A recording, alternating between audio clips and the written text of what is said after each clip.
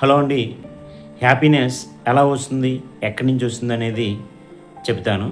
పెళ్ళి, ఉద్యోగం, అనారోగ్యం, ఫెయిల్యూర్స్, వృద్ధాప్యం, ఇలా అన్ని దశల వాళ్ళని స్టడీ చేస్తే కొంతమంది డబ్బు హ్యాపీనెస్ ఇస్తుందని చెప్పారు, మరికొంతమంది సక్సెస్ హ్యాపీనెస్ ఇస్తుందని చెప్పారు, మరికొంతమంది నేమ్ మంచి పేరు ఉంటే హ్యాపీనెస్ వస్తుందని చెప్పారు. ఇలా చాలామందిని స్టడీ చేసిన తర్వాత ఫైనల్గా మనిషికి హ్యాపీనెస్ అనేది మంచి మానవ సంబంధాలు, గుడ్ రిలేషన్షిప్ అనేది మనిషికి హ్యాపీనెస్ ఇస్తాయి, ఆనందాన్ని ఇస్తాయి, ఆరోగ్యాన్ని కూడా ఇస్తాయని తెలిసింది.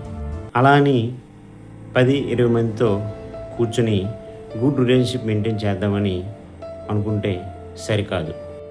ఇద్దరైనా సరే మనకు కష్టం వస్తే మనతో పాటు నిలబడే వాళ్ళను మనం సంపాదించుకుంటే సరిపోతుంది.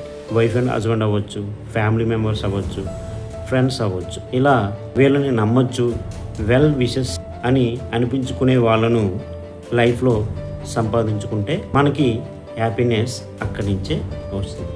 థ్యాంక్ యూ అండి.